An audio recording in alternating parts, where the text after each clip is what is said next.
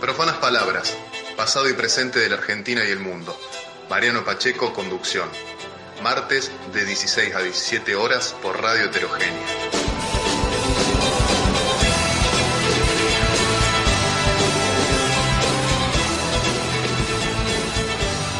Las patas trabajadoras en la fuente de la plaza, los corpiños y las bombachas de las obreras como banderas, la destrucción de símbolos del poder, la presencia de las alpargatas proletarias en la letrada y culta ciudad de Buenos Aires. Narraciones en torno a la irrupción de las masas plebeyas. Primero fue el verbo, es decir, la acción y el relato. Octubre 17, 1945. La fecha fundacional, se sabe. 17 de octubre de 1945. Sobre ello y sobre su historia y lo que engendró en la Argentina estaremos hablando hoy en este programa de Profanas Palabras, en esta nueva emisión que transmitimos por Radio Heterogénea, aquí desde el centro de la Argentina, desde la provincia de Córdoba, por internet para el resto del mundo. 17 de octubre de 1945. No fue un episodio más, se sabe, de la política nacional. Fue un verdadero acontecimiento político en el sentido contemporáneo del concepto. Es decir, en tanto suceso inesperado, planteó una novedad en la situación, una ruptura, un quiebre con el orden de cosas existente que abrió, que forzó la situación a posibilidades antes insospechadas, permitiendo la invención de un nuevo presente. Tal vez como señaló el historiador argentino Ezequiel Adamowski en su Historia de las clases populares en la Argentina, ese día, ese 17 de octubre de 1945, los invisibilizados, silenciados y reprimidos por las clases dominantes tuvieron un gesto político que sentaría las bases de la década siguiente. Ocuparían la Plaza de Mayo y la zona céntrica de la letrada y culta ciudad de Buenos Aires sin pedir permiso a nadie. En su mayoría jóvenes y mujeres. Calculan que en total, entre jóvenes y mujeres, había un 60% del total de los movilizados. Los trabajadores que marcharon aquel día erigieron una auténtica revolución de jóvenes, al decir de don Arturo Jaureche. Irreverencia de clase expresada en el surgimiento de las patas de los obreros en las fuentes o la exhibición por parte de las obreras de sus prendas íntimas como banderas. Irreverencia simbólica, por otra parte, que fue acompañada de otra más contundente, por ser material y simbólica al mismo tiempo. Nos referimos a los ataques dirigidos a distintos lugares típicos, expresión de la explotación, de la opresión, como fueron el Jockey Club, el Banco Comercial, con los diarios La Prensa y El Día de la Plata. Esa irreverencia, ese algo insospechado por todos, sin embargo, se venía amasando en las profundidades de la Argentina. Detenido bajo custodia desde el día 12 por orden del presidente Farrell, sin saber muy bien qué hacer, más que imaginar una nueva vida en el sur del país junto a Evita, Perón pasa la historia. ¿Qué pasó entonces? Explicaciones, lo sabemos, hay muchas. Una de ellas es que el rumor se apoderó de las entrañas de los humillados y ofendidos de siempre, y que su poder perturbador fue tan fuerte que ya nada pudo pararlo. Al menos así explica el 17 de octubre Omar Hacha. Se rumoreó en octubre de 1945 que Perón estaba preso, que iba a ser fusilado, que el gobierno volvería a ser un instrumento de los ricos, que los trabajadores serían otra vez la escoria y la nada. Se rumoreó que en todas partes las fábricas estaban paradas. Se rumoreó, de algún modo, que las esquinas estaban con jóvenes, obreros y amas de casa que se reunían. Se divulgó que muchedumbres marchaban a Plaza de Mayo y a todas las grandes plazas del país. Fue así como la multitud ingresó de nuevo en la historia nacional. En este breve trabajo, titulado precisamente El rumor de la plebe, Omar Hacha, joven historiador argentino, subraya que el rumor es el mayor medio de comunicación de los pobres, una suerte de tecnología de los analfabetos. Compone la comunicación democrática por excelencia, dice Hacha, porque el rumor es igualitario y es plebeyo. Fue ese carácter plebeyo de las masas obreras movilizadas precisamente el que logró captar la mirada lúcida de Raúl Scalabrini Ortiz, quien en la crónica periodística publicada al día siguiente de los acontecimientos en el diario Crítica apuntó aquella famosa frase: nos referimos a el subsuelo de la patria sublevada. Para conversar no ya sobre el 17 de octubre de 1945, ni para detenernos demasiado en ese primer peronismo, pero sí para indagar en la historia de esta experiencia política argentina, y a propósito de la Argentina peronista, un libro recientemente publicado por Omar Hacha, es que hemos conversado con este docente, investigador de la Universidad de Buenos Aires, pero también ensayista y estudioso del peronismo. Entre sus libros publicados, por si no lo conocen, destacamos por lo menos dos: Los muchachos peronistas, orígenes olvidados de la juventud peronista, 1945-1955, publicado por la editorial Planeta en 2011, y Crónica sentimental de la Argentina peronista, Sexo, inconsciente e ideología, 1945-1955, publicado en 2013 por Prometeo Libros. En este diálogo que escucharán a continuación, Omar Hacha contribuye con sus reflexiones a que sigamos intentando pensar la coyuntura actual que atraviesa el país, inscribiéndola en un proceso histórico más amplio, donde el peronismo y el mundo popular durante la postdictadura van a estar en el centro de la escena. Como escucharán entre medio de los audios de esta conversación que hemos sostenido en la librería Punto de Encuentro, situada en la Avenida de Mayo, en pleno centro de la ciudad de Buenos Aires, una versión un poco más contemporánea, un poco más rockera, podríamos decir también, de la marcha peronista.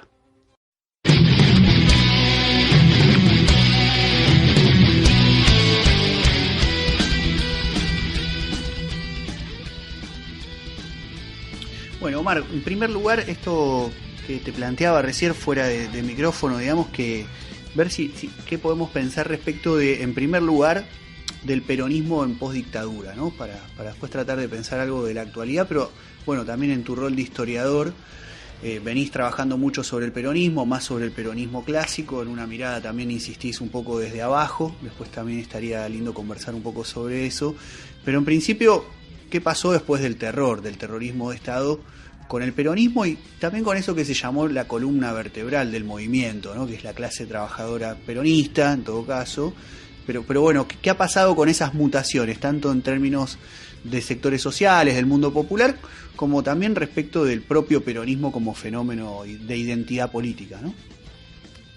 Bueno, pienso que respecto del peronismo, el primer dato concreto es después de la dictadura, la derrota electoral, ¿no? Que es una novedad, y la pregunta es ¿qué dice esa derrota electoral respecto de las transformaciones del peronismo? Me parece que en principio hay dos grandes cambios fácilmente perceptibles. Por un lado, el desplazamiento en el escenario del poder peronista, que es un escenario múltiple con diversos actores que poseen sus proyectos encontrados, diversos, en algunos casos antagónicos, en otros en términos de alianzas y pactos, de el poder de la clase trabajadora organizada, más específicamente del sindicalismo. En buena medida, el desarrollo del llamado proyecto de la renovación peronista, Cafiero, de la Sota, etcétera, venía a tratar de construir un partido, el peronismo como un partido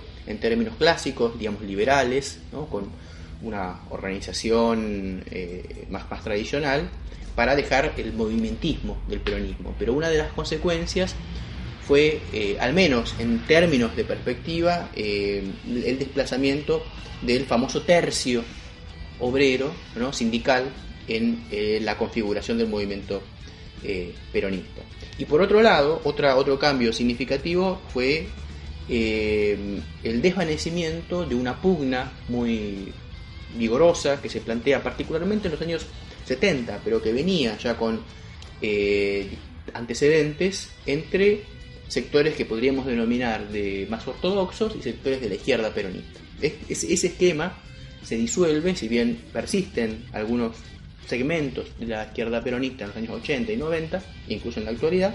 Sin embargo, fueron minoritarios en el seno del movimiento y ya no tenían la fuerza para disputar la orientación, ¿no?, del movimiento peronista. Creo que son los datos de partida, y me parece que una de las consecuencias de esto fue el ascenso del poder de los políticos en el escenario de la definición de las orientaciones político-ideológicas del peronismo. Me parece que esto es el dato central, lo que no significa que se haya erosionado una conexión entre el peronismo y la clase trabajadora, solo que esta se modificó, y me parece que ese es uno de los datos que condicionó fuertemente la historia reciente de la Argentina, porque no solo se modificó ese vínculo, sino más en general el lugar de la clase trabajadora en un sentido amplio. No me refiero solo a la clase industrial con empleo fijo, ¿no?, estable, dentro del panorama nacional. Bien, respecto de los años que el menemismo, de algún modo uno puede pensarlo como el peronismo del revés, ¿no? Hace todo lo que va contra las tres banderas, de algún modo todo ese proceso de los años 90 generan lo que de algún modo termina en lo que va a ser la insurrección de diciembre del 2001. Vos en alguno de tus trabajos decís que los grandes ausentes de ese periodo son los nombres de Perón y Evita.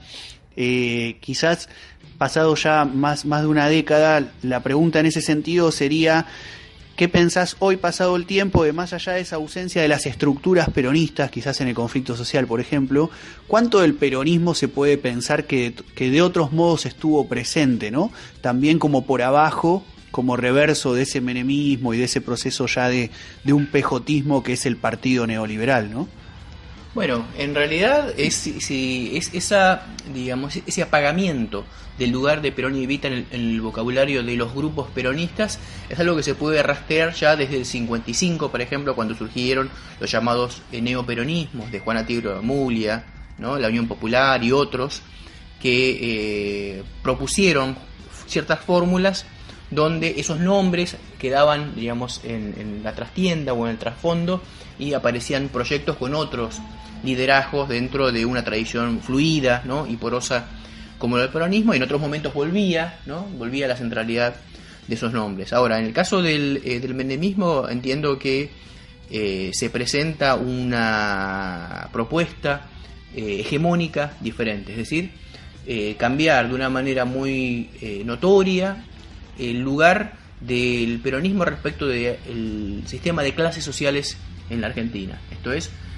donde una cierta configuración de la burguesía local y de las burguesías transnacionales aparecen como el referente de clase central, y las clases trabajadoras como un sector subordinado, ¿no?, al modelo de acumulación. Lo que sucede es que eso no significa que la vida popular se haya apagado, ¿no?, durante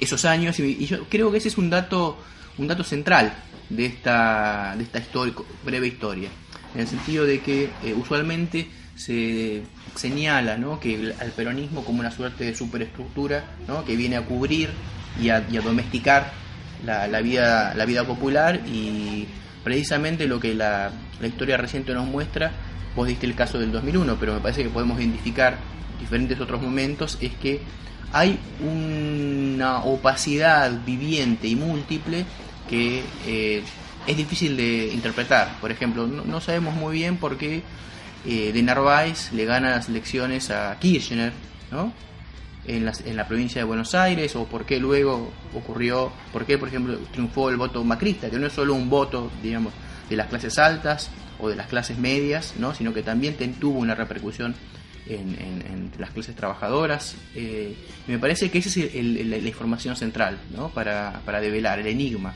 que tenemos enfrente.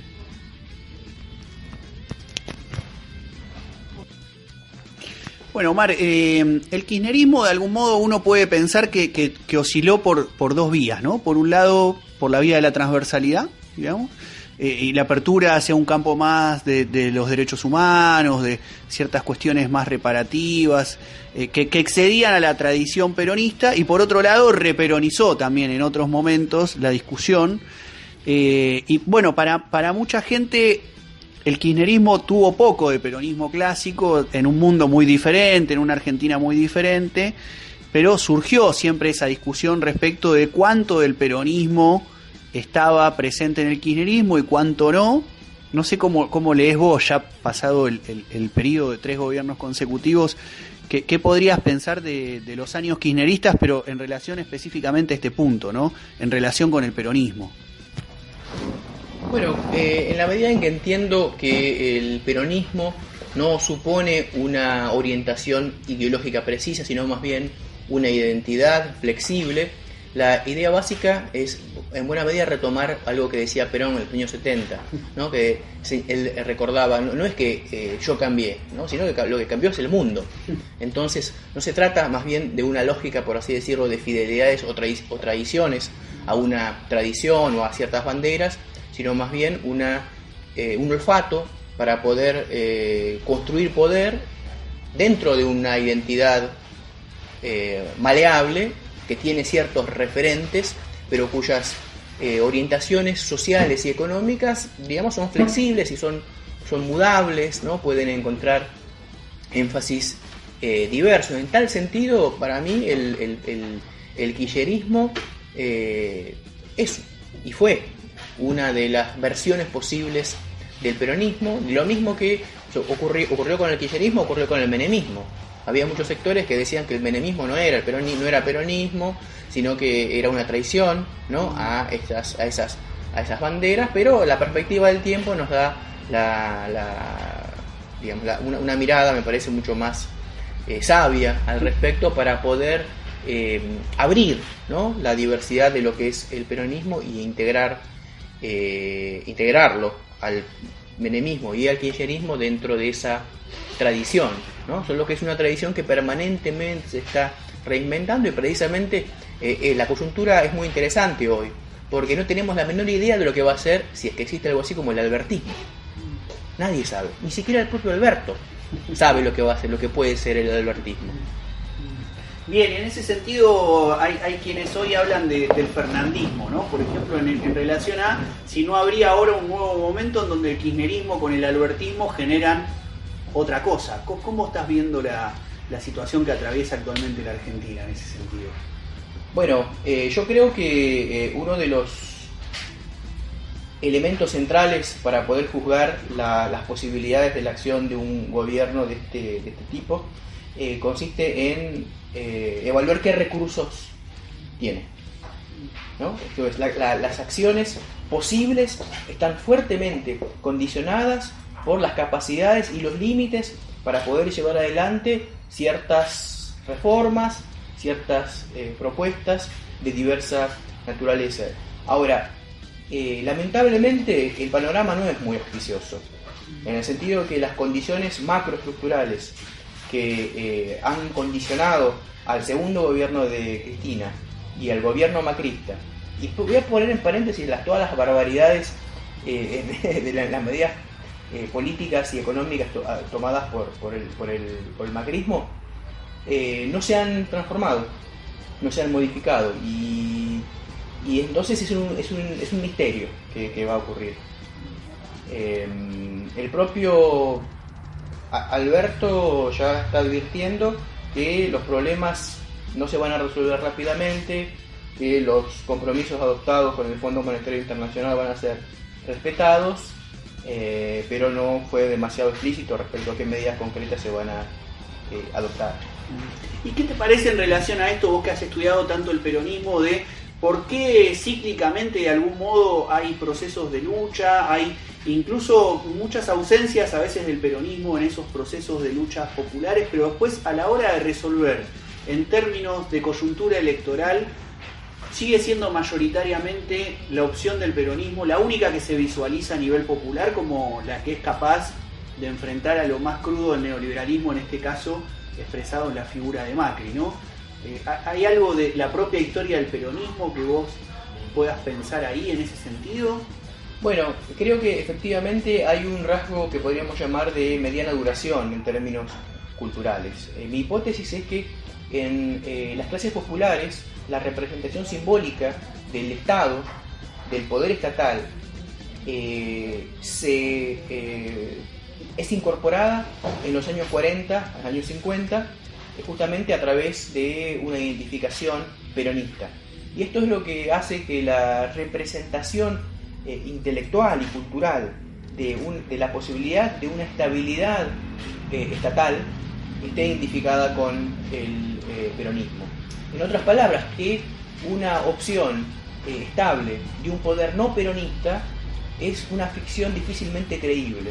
Es decir, hay una enorme incredulidad popular respecto de las capacidades de una gobernabilidad no peronista. Esto se vincula muy fuertemente con esta idea, que es una idea en buena medida inconsciente, no porque no es sabida, sino porque es una premisa, es una suerte de presupuesto del propio pensamiento que fue incorporada por las clases populares con el peronismo. Me parece que esto es algo que no solo está presente en la clase trabajadora, en los sectores, digamos, bajos de la sociedad, sino también en otros, ¿no? en otros segmentos de la sociedad, que incluso la burguesía no le cree a Macri, por ejemplo, ¿no? Que puede sostener la gobernabilidad.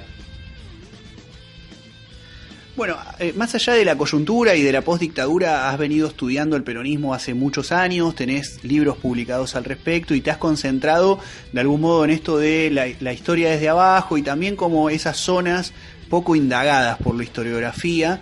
En principio, ¿qué podrías contarnos respecto de ese trabajo que venís haciendo más respecto del peronismo y cómo comprender finalmente a este enigma que lleva por nombre peronismo, ¿no? Bueno, yo tengo una deformación profesional de los historiadores y las historiadoras, y es la de siempre que pienso la coyuntura, la inscribo en una temporalidad mucho más extensa, ¿no? Es decir, que el ahora nunca es el ahora discreto, separado, aislado, sino que más bien está en una trama mucho más profunda, mucho más extensa, que a veces los actores no perciben necesariamente, pero que podemos reflexionar al respecto. Me parece en este sentido que la idea básica que quiero desarrollar en mis textos sobre el peronismo es que no es una suerte de idea, no es una ideología, no es un proyecto unívoco, sino más bien es un campo de fuerzas de lucha donde se inscriben una diversidad de actores, grupos y clases que no tienen todos la misma orientación, los mismos intereses, ni se van transformando en el mismo sentido y con la misma velocidad, sino que más bien es una suerte de magma donde una multiplicidad de agentes que son políticos, que son sociales, que son culturales, elaboran y construyen un resultado que no es la intención de cada uno de ellos, sino más bien de un juego múltiple de fuerzas en conflicto. Entonces, frente a esa multiplicidad, los relatos tradicionales, por ejemplo, que intentan explicar al peronismo por la voluntad de Perón o Evita, o la propaganda peronista o el Estado peronista, es extraordinariamente simplificadora y distorsionadora de esa realidad tan compleja que es preciso investigar, que no se entrega pasivamente a la percepción, sino que se requiere una elaboración, fuentes, archivos, debates, para poder acceder a esa vida histórica tan compleja. Es decir, que la historia del peronismo antes y hoy es tan diversa, múltiple y sofisticada como cualquier gran historia del mundo universal que leemos en los libros, digamos, más reconocidos en la historia mundial, ¿no? Y entonces, sobre todo me interesa en ese juego múltiple rescatar la acción, la agencia, la pasión y la memoria de sus actores bajos, que en general son olvidados o menospreciados, ¿no? Por estos relatos simplificadores que enfatizan en el Estado, en los líderes y en la propaganda. Intento rescatar ese contrafrente, ¿no?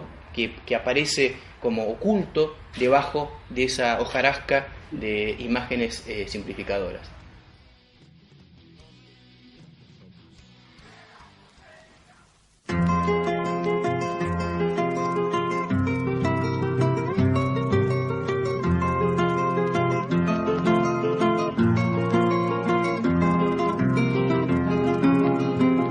Escuchemos esta historia, escúcheme compañero, si se siente peronista, peronista verdadero. Peleamos la resistencia, con caños y con desgracias, desde aquel 55, sin saber de burocracia. Con el tiempo fue distinto, la milonga fue cambiando, nosotros fuimos al muere, los de arriba negociando. Somos pueblo peronista, somos pueblo de Perón, se acabarán los traidores, vamos de liberación.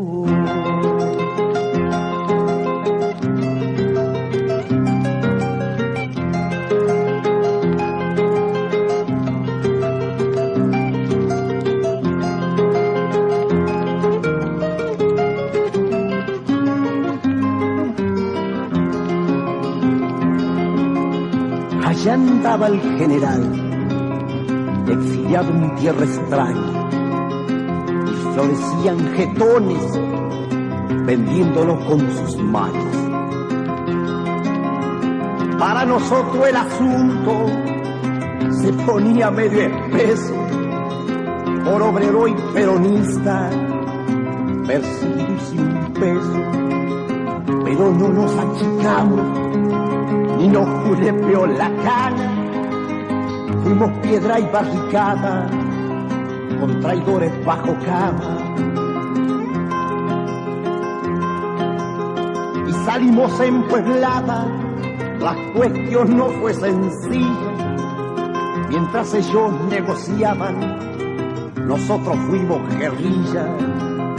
Somos pueblo peronista, somos pueblo de Perón, se acabarán los traidores, vamos de liberación.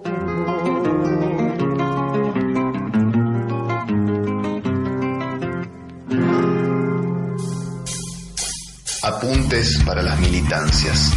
Genealogías insurgentes. Entrevistas. Análisis de coyuntura. Rock y política. Profanas palabras, pasado y presente de la Argentina y el mundo.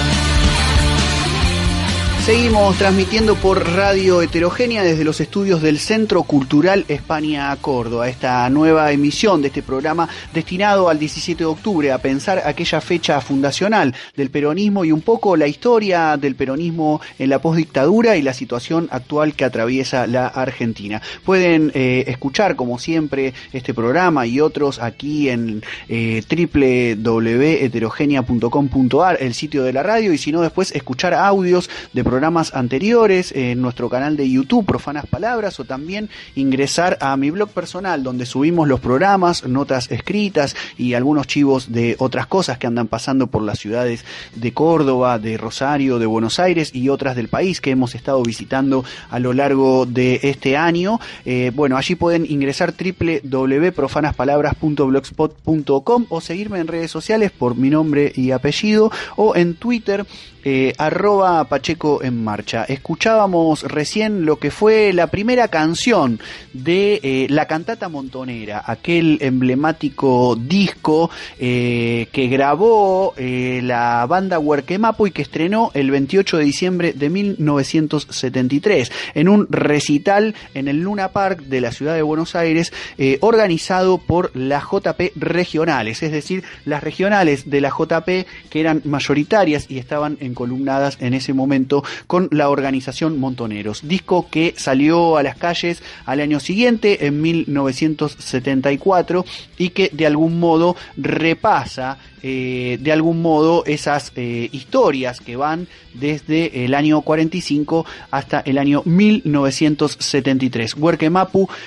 significa en mapuche mensajeros de la tierra, y es una banda que estuvo integrada por Eve Rosell, hermana de Andrés Calamaro, en voz, viento y percusión, Naldo Labrín en guitarras, Lucio Navarro en charango y Ricardo Múnich en violonchelo, además de Takun Lasarte en guitarra. Hace unos años se ha publicado un libro con la historia de esta cantata y de esta banda, que si les interesa pueden también indagar por allí, por internet. Deben andar dando vueltas algunos ejemplares, digamos, usados o de saldos, porque ya es un libro que fue publicado hace un tiempo por Editorial Planeta. Luego de haber escuchado la entrevista, la conversación que mantuvimos con Omar Acha, con el historiador Omar Acha, ahora llega el turno de escuchar las conversaciones, los diálogos que hemos sostenido con el sociólogo y antropólogo especializado en temas culturales, Pablo Semán.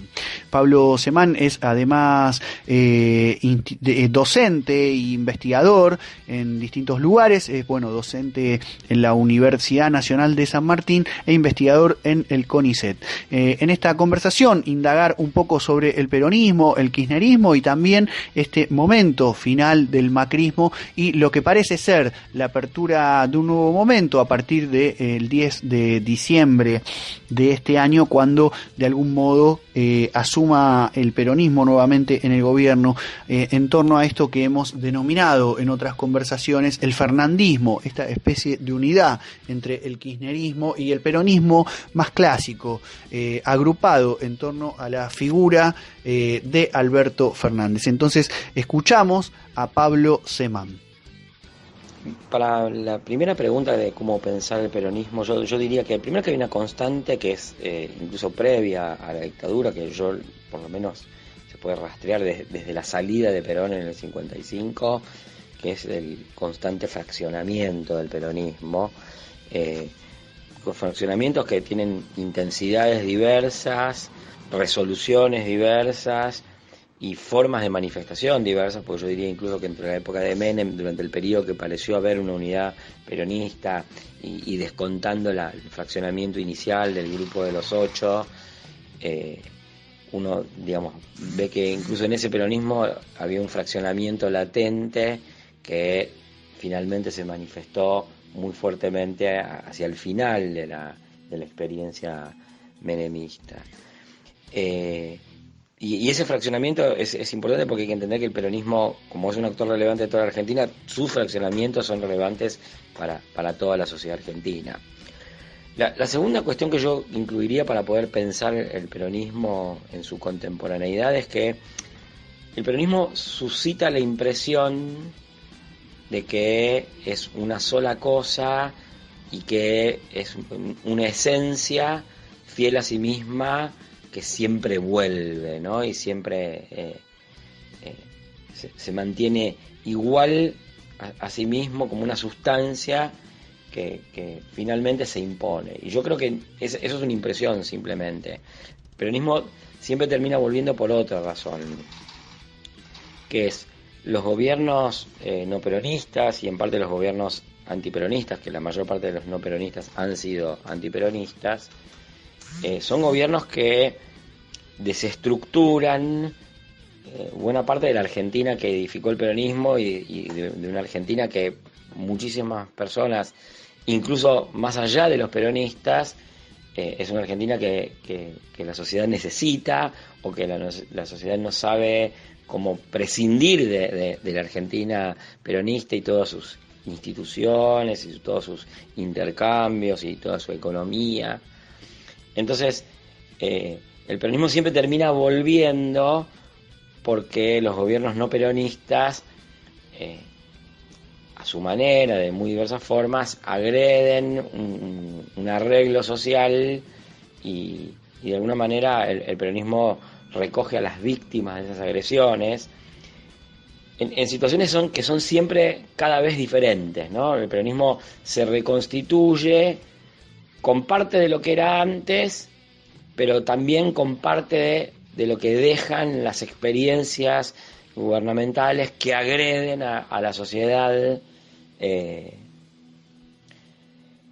Y entonces el peronismo es siempre una conjunción de lo que fue siempre, renovándose con lo que traen de nuevo los nuevos gobiernos, inclusive con lo que traen de nuevo como agresión a la sociedad, los gobiernos neoliberales de carácter peronista, porque de alguna manera el kirchnerismo tuvo que hacerse cargo de procesar la sociedad que dejó no solo de la Rúa, sino el menemismo. Pero digo, no es que el peronismo vuelve siempre de la misma forma y que esté garantizado históricamente que vuelva, sino que el peronismo es un organismo vivo e inteligente que se reconstituye de forma permanente gracias a la acción de sus dirigentes, gracias a que tiene un capital político que es como un piso histórico de representación, de recursos institucionales, de cuadros políticos, de experiencias acumuladas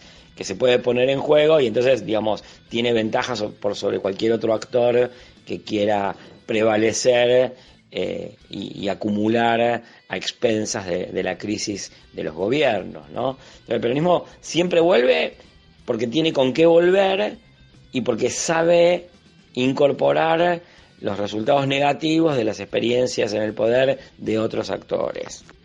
En ese sentido, digamos, el kirchnerismo fue como un capítulo más y muy importante el peronismo, porque logró conjugar tradiciones propiamente peronistas con la novedad que implicaron los movimientos sociales y unos sujetos populares que tenían una relación más distante con el peronismo, aunque no necesariamente eran antiperonistas, pero que no eran peronistas que hubieran tenido contacto directo, personal, con el legado de Perón y de Eva Perón.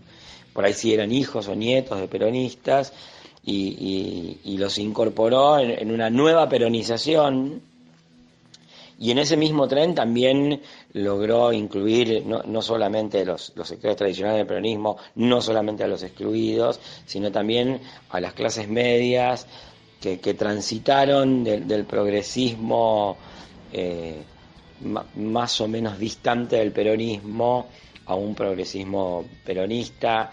Y bueno, con todo eso el kirchnerismo armó una identidad que en sí misma es heterogénea, porque no todos los kirchnerismos, ni en el tiempo ni en el espacio, son iguales, pero que son parte de la recomposición actual del peronismo.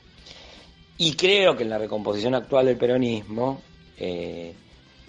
empiezan a incidir otras cosas, porque también entran los kirchnerismos en sus diversas vertientes, los gobernadores, que no necesariamente han sido kirchneristas o no han tenido la misma relación con el kirchnerismo que los kirchnerismos de la ciudad de Buenos Aires, de la provincia de Buenos Aires, que lo que se identificó a sí mismo muy decididamente y homogéneamente o unívocamente como kirchnerista. Y también engloba esta reconstitución del peronismo los efectos del gobierno macrista, que yo creo que el macrismo lo que logró dejar es una especie de antimacrismo muy fuerte, que no necesariamente es peronista, y yo creo que Alberto Fernández encarna eso, ¿no? La alianza entre los peronismos que contienen a los kirchnerismos y el antimacrismo que el Macri logró establecer en la sociedad con un gobierno que fue muy agresivo con todas las instituciones inclusivas y de desarrollo económico que había en la sociedad argentina. Así que el sentido actual de la unidad peronista tiene que ver con y de la reconstitución del peronismo tiene que ver con recoger los fragmentos de múltiples experiencias del pasado más lejano y del pasado más reciente, y en ese sentido, digamos, la unidad del peronismo a mí me parece que está como muy elaborada, es una novedad, digamos, en todos los partidos políticos y sobre todo en aquellos sometidos a fragmentación como el peronismo, la unidad es un tema, pero me parece que en este caso la unidad peronista representa una especificidad en el sentido de que hay un grupo de dirigentes peronistas de trayectorias muy diferentes que se encontraron frente al abismo. Yo creo que reaccionan ante un abismo parecido al de 2001, pero con más anticipación, y y entonces dicen, bueno, tenemos que tener un grado de coordinación política, tenemos que tener objetivos comunes, tenemos que sentarnos en una misma mesa como iguales, digamos. La mesa de la unidad peronista actual no es una mesa ni de paniaguados, ni de subalternizados, ni de conformidad obligatoria, sino una mesa de dirigentes políticos que se reconocen como iguales entre sí, que elaboran objetivos comunes, que prefieren cooperar antes que enfrentarse, porque enfrente tienen un abismo, ¿no? Entonces me parece que es un régimen de unidad bastante excepcional para lo que es la historia del peronismo, en buena parte también porque Cristina Fernández de Kirchner decidió perder un poco de centralidad y porque la gana otro dirigente que es Alberto Fernández, pero eso no ocurre en el seno de una lucha fratricida entre Alberto y Cristina, y aparte se suman otros dirigentes de muy diversas trayectorias, como, no sé, como Massa, como Felipe Solá, como Máximo Kirchner, que le van dando contenido a esa unidad, y me parece que inclusive digamos, tienen la unidad como un objetivo, ¿no? Cuidan la unidad como un logro, justamente porque se enfrentan al abismo. Y eso le da un grado de coordinación política al peronismo que me parece que es bastante excepcional en su historia, ¿no? Donde un poco bajo la figura del conductor que estaba un paso adelante y se guardaba todo impector y que hacía todo un juego de prelaciones, de diferenciaciones, de jerarquizaciones implícitas, que no parece ser lo que está haciendo ahora Alberto Fernández, y otras veces se unificaba bajo una figura que para mí no es la del conductor, sino más bien la de el llevarse puesto al otro, que para mí fue una de las características del kirchnerismo, que es hacía pesar todo su volumen político, y entonces a los aliados no los persuadía, sino que se los llevaba puestos con su propio peso. Y me parece que ahora hay una cosa distinta, que es, por un lado es mucho más dialógico el proceso político, pero por otro lado Alberto Fernández sutilmente intenta ponerse adelante y que lo sigan, que no es lo mismo que llevarse puesto a los otros. Entonces yo creo que la realidad del peronismo contemporáneo contiene su pasado de fragmentaciones, su actualidad de fragmentaciones y su actualidad de una especie de ambulancia que recoge a los heridos del macrismo, que no son necesariamente peronistas. Entonces incluye restos del pasado, restos de un presente muy complejo, en el marco de un proceso de unidad que dentro de lo que es la tradición peronista tiene características inusitadas por el grado de elaboración, por el grado de diálogo, y porque no parece haber un carácter tan vertical en los modos de ordenamiento del peronismo.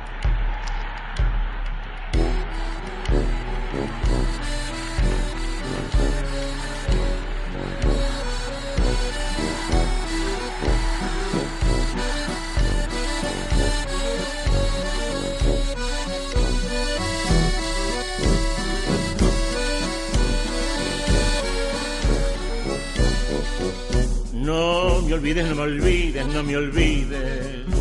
Es la flor del que se fue. No me olvides, no me olvides. Volveremos otra vez. No me olvides, no me olvides, no me olvides. Es la flor del que se fue. No me olvides, no me olvides. Volveremos otra vez. Son los novios de la patria que los espera.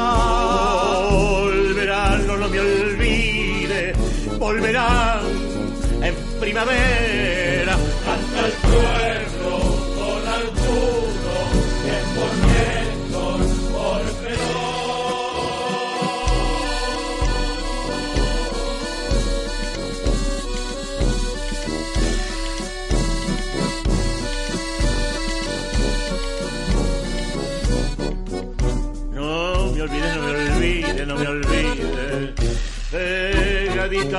corazón. No me olvides, no me olvides, pegadita al corazón. Volverán, no me olvides, cada año a florecer con la flor de no me olvides, no me olvides, no me olvides, no olvidando esperaré.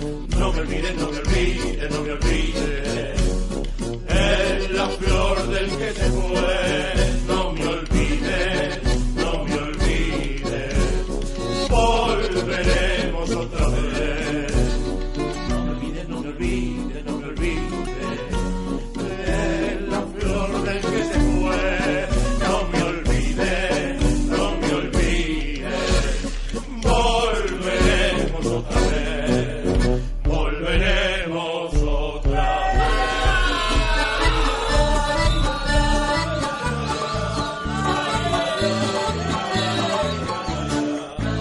No me olvides, emblemática canción de Juan Tata Cedrón, aquí en Profanas Palabras, para musicalizar un poco este programa especial dedicado al peronismo, su historia, su actualidad, su perspectiva en función de la fecha fundamental del aniversario que se cumple esta semana, este jueves precisamente, por el 17 de octubre. Seguimos entonces, segundo tramo de estas palabras que el antropólogo Pablo Semán ha compartido con Profanas Palabras, aquí transmitiendo por Radio Heterogénea desde los estudios del Centro Cultural España Córdoba, aquí desde el centro de la República Argentina, por internet para el resto del mundo, en este programa que se emite también allí en México y en lugares más cercanos, también como Radio Panamericana de Huerta Grande, donde está nuestro amigo Lea Ross.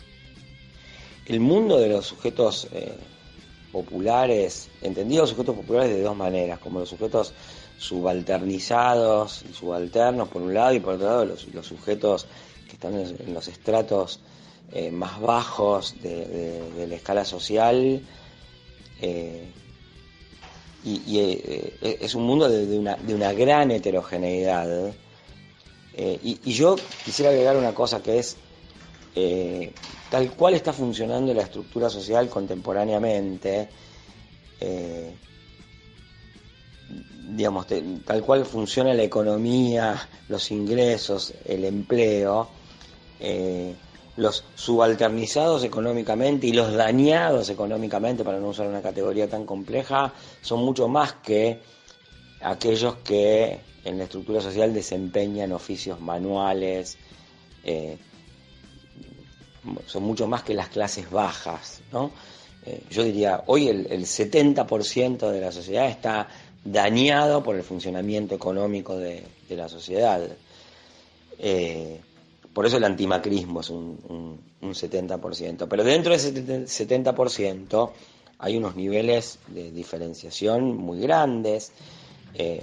Uno no se imagina cómo podrían converger en una misma unidad básica el piquetero, el taxista, el pyme, el comerciante y el mantero, ¿no? Entonces hay una estructura de diferenciación muy importante que crea enfrentamientos y no hay un sujeto, ¿no? Hay varias subjetividades populares, si uno la piensa desde la estructura económica, y además hay varias subjetividades contendientes, ¿no? En función de otros conflictos y de otras subalternidades que no necesariamente están alineadas con la del conflicto económico, aunque a veces sí se alinean y se alinean muy fuertemente. Me refiero a las cuestiones de género y a las cuestiones democráticas en general. Entonces ese es un mundo que en sus diferenciaciones también tiene organizaciones y proyectos que son relativamente contradictorios y que justamente el proceso de unidad política debería poder coordinar, aunque es de una coordinación muy difícil. Es más fácil coordinar dirigentes políticos peronistas que coordinar los intereses de los movimientos sociales, las pymes, los monotributistas de las clases medias, los taxistas, ¿no? Digamos, distintos grupos de ocupación y de distintas organizaciones y distintas sensibilidades sociopolíticas. Hay una tarea de unidad muchísimo más difícil, y yo no creo que, digamos, no hay ni va a haber un sujeto popular unificado. Lo que puede haber es una estrategia que permita coordinar intereses y sensibilidades, que permita agregar como si fuesen cuerpos diferentes alrededor de un mismo sistema, pero cada uno con su perspectiva y con concertaciones de intereses. No me parece que pueda haber más que una coordinación de distintas expresiones, no una unificación absoluta en un único sujeto. El macrismo nos deja una sociedad peor que la que teníamos al final del kirchnerismo, más pobre, más enfrentada, más fragmentada y con problemas de su dinámica económica, problemas de larguísimo plazo y de un origen muy, muy lejano, pero todos esos problemas están agudizados por la intervención del macrismo, que, digamos, con su apertura, con su tendencia a la concentración económica, con el manejo que hizo del Estado, ha dejado una sociedad muy desigualada en términos de recursos, de poder económico, ¿no? Porque el macrismo lo que hizo fue devolverles o aumentar la cuota de poder de actores económicos muy, muy importantes. Y en ese sentido, yo, digamos, creo que el gobierno de Alberto Fernández es el gobierno del peronismo más el antimacrismo, y es un gobierno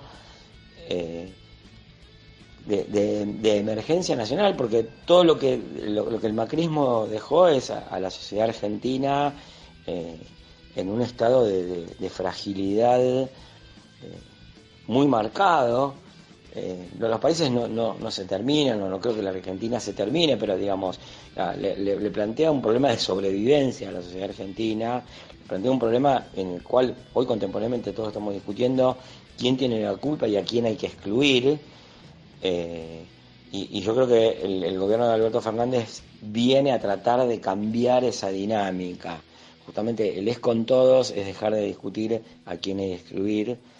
El es con todos significa asumir que de acá no se va nadie, y entonces yo creo que en ese sentido es un gobierno progresista, porque cambia la lógica confrontativa y agresiva que tuvo el macrismo, y que fue la propuesta del macrismo para las clases dominantes, que irresponsablemente se sumaron a eso creyendo que era fácil organizar en democracia un proceso de exclusión. Algunos de ellos sabían que era un proceso de exclusión, otros no sé si lo sabían, pero actuaron como de la misma forma que alguien que piense que va a organizar un proceso de exclusión y de baja de expectativas, ¿no? Entonces el gobierno de Alberto Fernández responde a eso, tratando de recuperar mínimos de autoestima nacional, mínimos de autoestima de la sociedad en su conjunto, mínimos de pacificación en medio de una confrontación en la que yo creo que las clases dirigentes, digamos, y el macrismo especialmente, elaboraron, explicitaron, verbalizaron un odio a todos y cada uno de los actores de la sociedad, que van a intentar recuperarse de eso. Entonces, como un gobierno que va a permitir la viabilidad de la sociedad argentina en condiciones un poco más pacíficas, un poco más de prioridades nacionales, y un poco más de acuerdos, yo creo que en ese extremo en que vivimos, el gobierno de Alberto Fernández va a ser un gobierno progresista, pero claro, como contiene a todo el antimacrismo y quiere contener a toda la sociedad, y tiene que contener a toda la sociedad más allá del antimacrismo, va a estar atravesado por las contradicciones.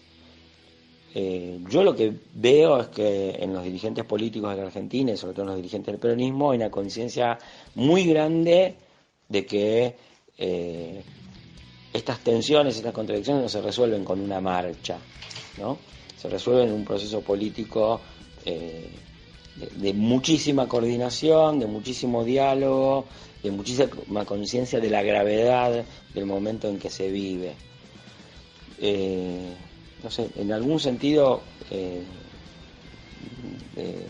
la expresión gobierno de salvación nacional es exagerada, pero algo tiene que ver con lo que nos pasa. Apuntes para las militancias. Genealogías insurgentes. Entrevistas. Análisis de coyuntura. Rock y política. Profanas palabras, pasado y presente de la Argentina y el mundo.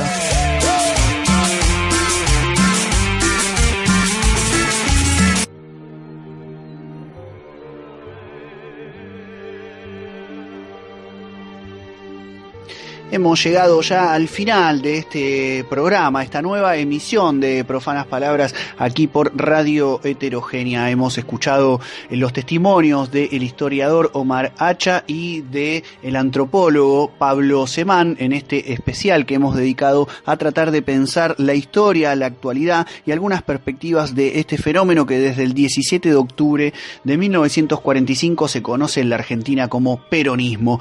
Estamos aquí ya entonces tramo final, volvemos a recordar, pueden seguirnos en redes sociales, entrar al blog profanaspalabras.blogspot.com, seguir a mi nombre y apellido por Instagram o por Facebook, Mariano Pacheco, o Pacheco en Marcha en Twitter, y por supuesto consultar la página aquí de la radio www.heterogenia.com.ar. Nos despedimos hasta el martes que viene. Profanas Palabras, pasado y presente de la Argentina y el mundo. Mariano Pacheco, conducción. Martes de 16 a 17 horas por Radio Heterogénea.